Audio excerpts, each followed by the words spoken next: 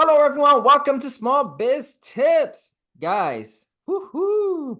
Today I am excited. I met this guy a few weeks or months ago. He is killing it. He's just awesome, man. I had to bring him on board. I love the fact that he doesn't even live in this country. That's the beauty about it. Mario, what's going on, man? Gilbert, my man, good to be here with you. Thank you for having me. Thank you, brother. Thank you for jumping on. So, before we get started on the good stuff, who is Mario? Well, that's a big question. Who is Mario? Man, Mario was born in Germany, half Mm, Italian, half German, lived in New York, started and sold my first business in New York, lived there for 5 years, e-commerce startup selling custom made shoes out of Italy, right. and developed a really strong passion and desire for helping entrepreneurs grow more rapidly and more Mm-hmm. smoothly. Like for me, entrepreneurship is a vehicle for freedom, and Yeah. not just freedom in terms of options like more money, I can live over here, I can work when I want, but also inner freedom to Mm. really be who you are, to not Mm-hmm. hide, to not adjust, to not please, to not put on the mask, but to be truly authentic and to build your business around that. Ooh. And when you do, everything changes because now you don't have that inner war every time. Now you don't have that Yeah. other voice that says, maybe I should be doing this business, maybe I should be doing that business. But then everything is coming from an aligned place. You know who you Mm-hmm. are, you know what you're doing, and you know why you're doing it. And I firmly believe that has had a ripple effect on society. When more people have that level of inner freedom that they're Yeah. combining with their outer success, it just becomes more popular and more people want to jump on the train. And so that means more people are doing what makes them truly happy. And so that's really the whole game. It's right. And I love so it. I'm somewhere in So to, between all of to that. you, entrepreneur can bring happiness. Absolutely. It's like, your business should not make you happy, but you should be happy, Mm. and your business should be an expression of that happiness. So it's Mm. like, you don't do it because it does something for you to fill a hole. You do it Mm-hmm. because it's who you are. You do it because you Mm. love helping people. You love inventing cool stuff. You love Yeah. making lives better. You love bringing society forward. That's That's a genuine passion and love. And if that's your reason why you do it, then you can't be stopped. I love it. Wow, that's a very different perspective. I love that perspective because it just create a space of limit. There's no limit on what you can do. Now, I'm curious. Let's That's it. go back, right? Born in Germany, lived in the States, started a e-com business, was able to grow it and sell it. Tell us about that. What were some of your biggest mistakes when you had that business? Some of your lessons that you learned from that business? And how were you able to go from exit? Because there's a lot of people that start businesses that don't mean they're gonna exit.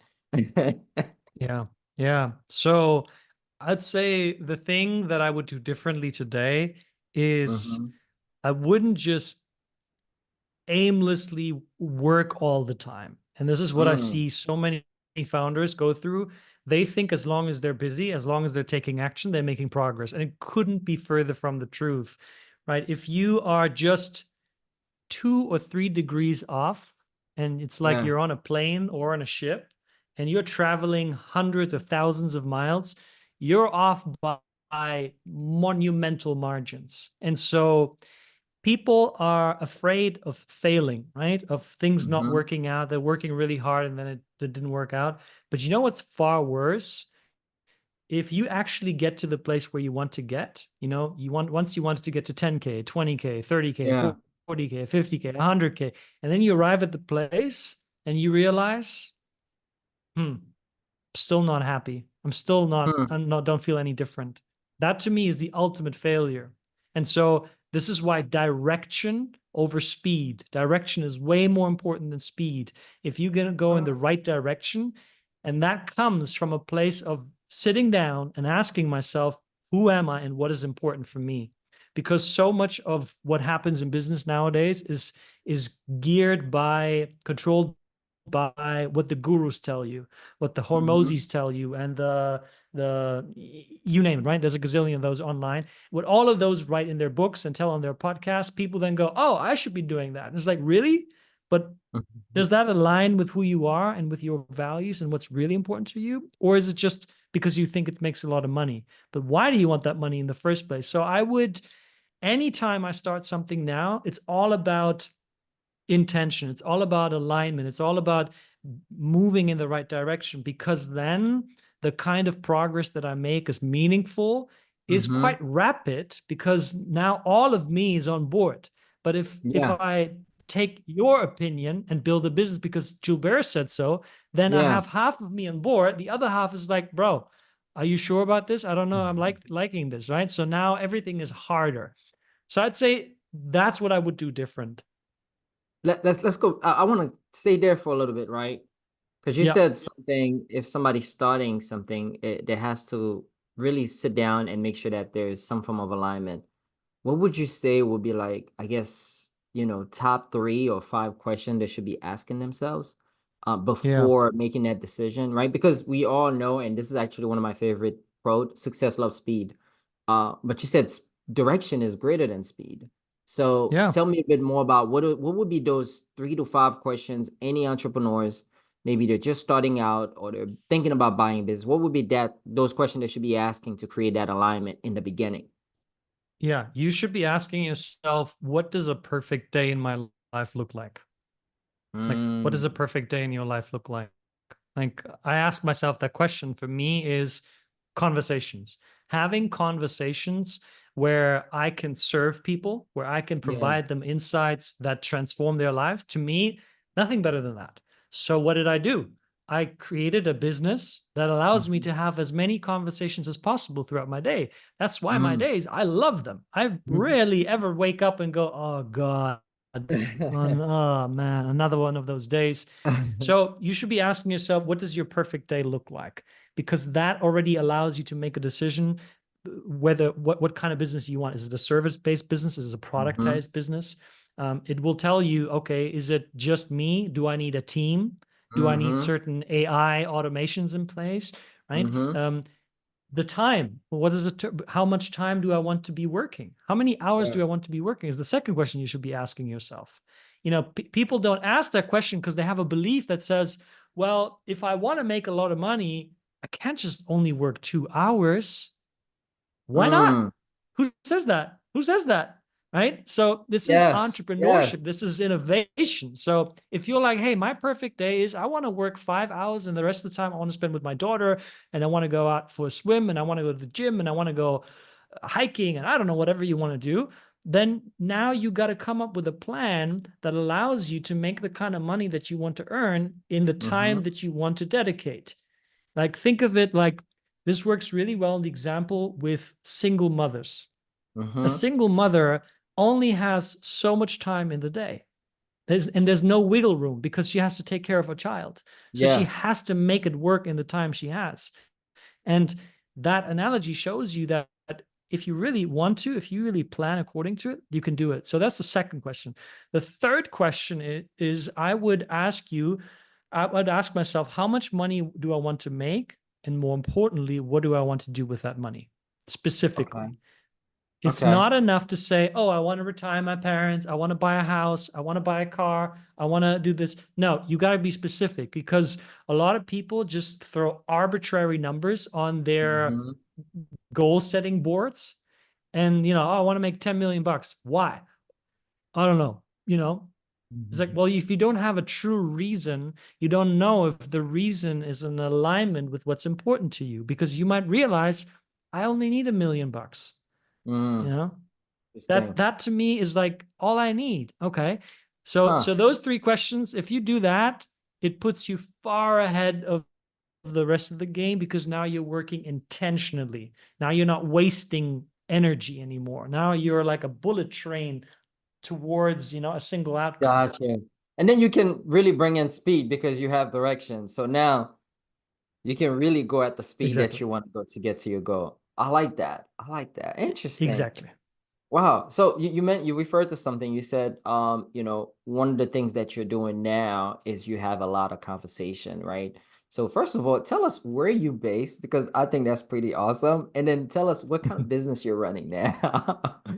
So I'm based in Cape Town, South Africa, the most Nice. southern tip of the beautiful African continent. And you could describe myself as a business advisor and high performance coach. I work exclusively with founders, Mm-hmm. predominantly digital businesses, agency owners, e-commerce brands in the multi 6 to 7 figure space. And Mm-hmm. what I do is I help them rapidly scale their business. So we look at their client acquisition methodologies. We look at their team and how the team is performing. We look at the company culture. We look at Mm-hmm. the performance of the business owner, meaning how well is that person utilizing their time? What is the return on investment on the time, on the hours they put in? If you work 10 Mm-hmm. hours a day, what's the return on investment on that? If the return on Yeah. investment isn't there, we need to figure out how do we increase your level of productivity? How do we delegate away from you so that we can free up your role, which should be the Mm-hmm. visionary, the strategist of the brand? A lot of my clients often get caught up in wearing multiple hats and they Mm. forgot that they are no longer the operator, but they are the leader. And Mm. so I work with them to strategically move them into the optimal position and Mm-hmm. then align the different business processes, the operational processes in their business to get to its most efficient level. And then what do I do? And this is where my special sauce comes in. Okay. If I know that your problem is lead generation, right? Client acquisition. Yeah. And if I know that that's a pattern that you keep running into, what I do is I draw the line to why you're struggling with lead generation to your personal psychology. Meaning, give an example. I was in a conversation with an agency owner. He's hovering around $30,000 a month. He wants to go Mm-hmm. to 100K. He said to me, Mario, I know what I need to do. It's so freaking straightforward, but I'm not doing it. I'm like, why not? We dug down. The thing that his big problem is he fears Mm. rejection in sales conversations. He's like, he really Mm. hates it. And so I said, okay, where does that come from? So I dug down deeper, deeper, deeper. We got down to a place where this started. And it was when a girl in high school rejected him. He Wow. opened his heart. He's like, man, I want to be with you. And she's like, no, I don't want to be with you. From that moment onwards, his Damn. life became about proving her wrong, showing to her, you missed out. So when your Wow. life is about proving another person wrong, what do you invite? The fear of rejection, because you're only focused on being validated through their perspective. If they say yes, if the girl said yes to him, then he feels Yeah. great about himself. But if she says no, he feels shitty about himself. So every time the potential of a no is in his mind, he's like, I'm not taking action. So that's how Oh, he wow. sabotaged his growth. And that's what a lot of founders are doing. And they don't even know that that's happening. That's deep. That's really, really deep. I, wow. I want to keep going to that path, but I also have another question I want to go back to. Mm-hmm. Yeah. So let's go back to something you said earlier, right? Being the leader and the operator. You're growing a small business. You may be making, 200K, 500K a year, Mm-hmm. or even 700K, right? Or even a Mm-hmm. million, right? When do you go from being operator to leader? And kind of like, you know what I mean? Because sometimes you need to be in the business. You might be doing a million plus, but you still need to be in the business because it's not where it needs to be. So how do you determine, okay, now is a good time to go from being operator to being fully leader and visionary? Because we hear that a lot as small business owners. And a lot of us will kind of delegate or let some of the stuff goes too early. And then that end up hurting us more than helping us. So what would you say in Sure. that situation? That's a great question. And that's a highly subjective answer Yeah. because keep in mind that there is no universal way of doing this. There is what do you want? I'll give you an example. So, the way that I go about this together with my clients, I identify their zone of genius, which means what you do best, what you Mm-hmm. love most, and what has the highest return on investment for the company. Now, this is a very specific approach to it because I'll give you another example of a client that I had. He had a recruitment agency, was doing really well. You know, he Mm-hmm. would be the one that helps other people delegate their work. He just followed the plan that is sort of spoken about mostly, that you should be removing yourself from your business. He did Yeah. that. He removed himself completely. The business Yeah. was running. He ended up depressed and burnt out. Why? Because he removed himself from what he loved. Mm. And that's the problem, right? When you Okay. remove yourself from what you love, now what's the whole point? Now you're not doing what you love.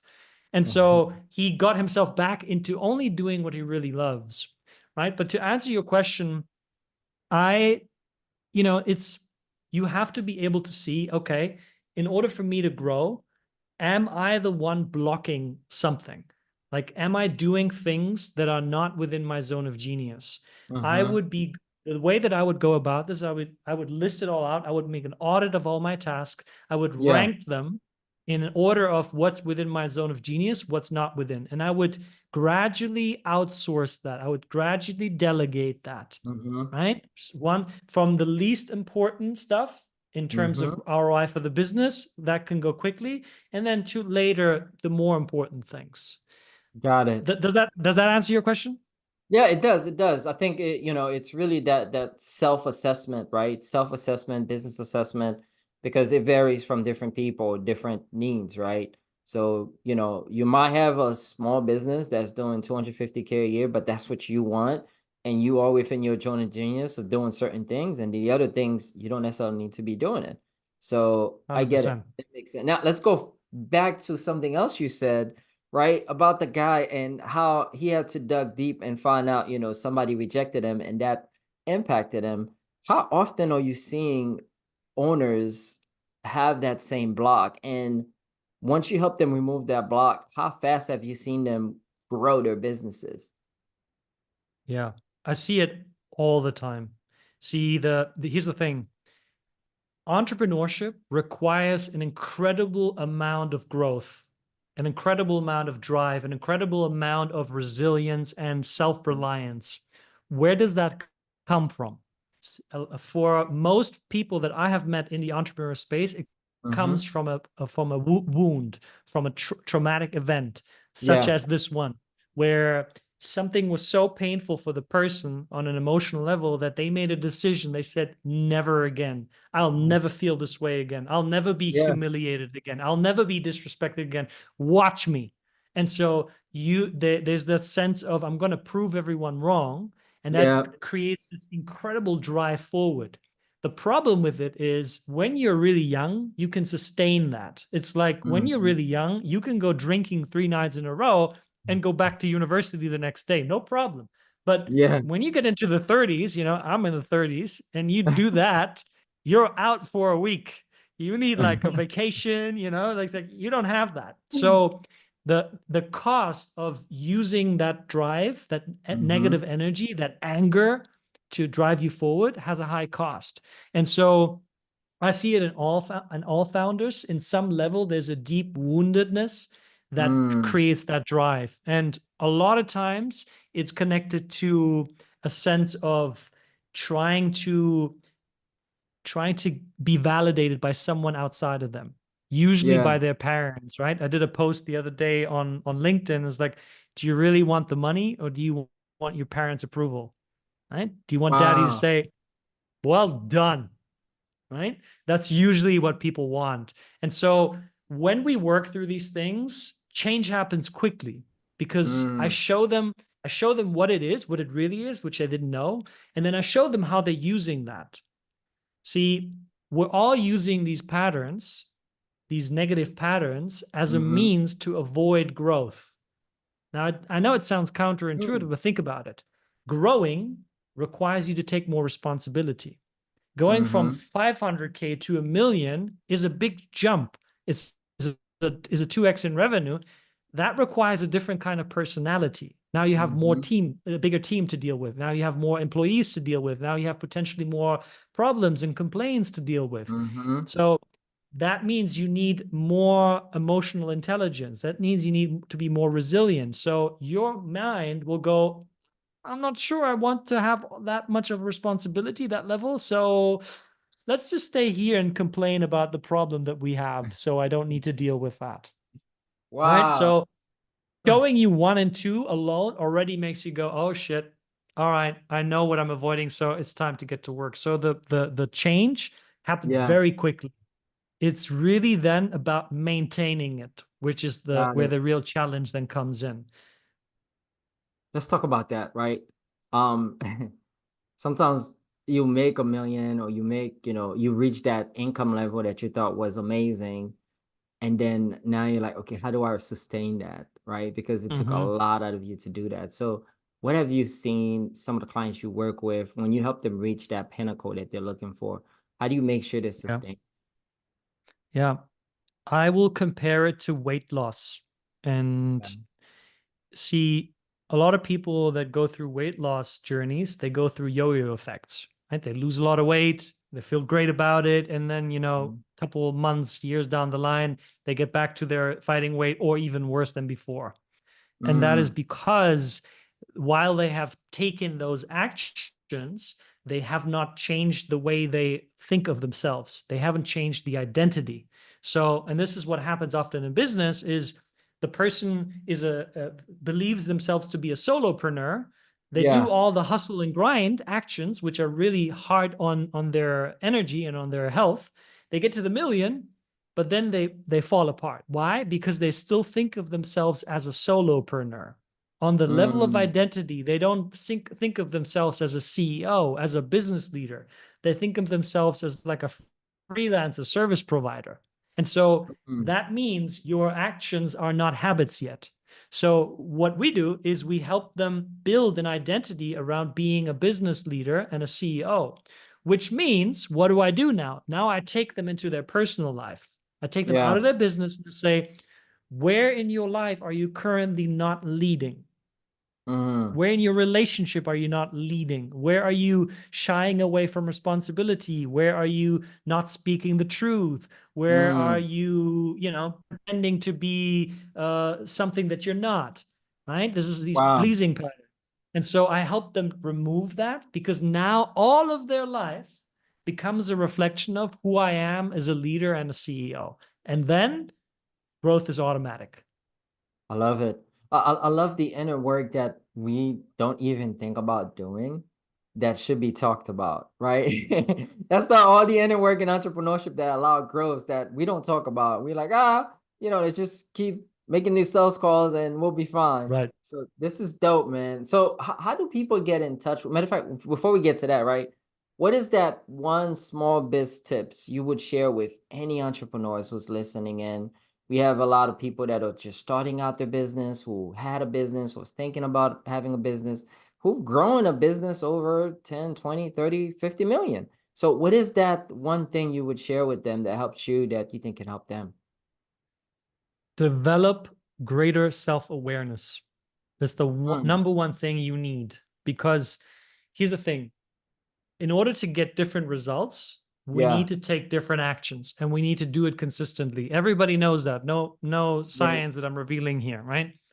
However, most of us don't understand the underlying force that drives change or, Mm, no change. And so mhm, it's the way you think and the way you feel that controls the way you act.